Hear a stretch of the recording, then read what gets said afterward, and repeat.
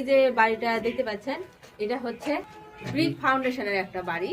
তো এই বাড়িটা অনেকে আবার জিজ্ঞাসা করেছেন, আপনি কেমন বাড়ি তৈরি করলেন, আপনার বাড়ির কলাম নেই কেন?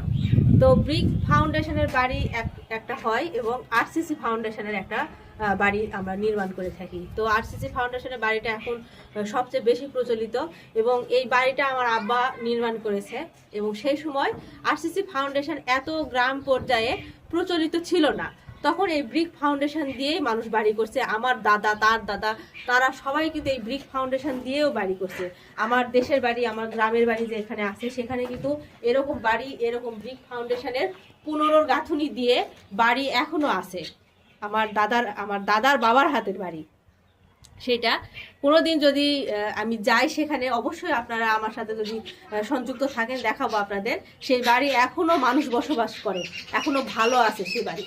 তো দেখতেই পাচ্ছেন আমার বাড়ির কোথাও কোনো কলাম নাই, যেহেতু এটা ব্রিক ফাউন্ডেশনের বাড়ি এবং 10-এর গাঁথনি এটা।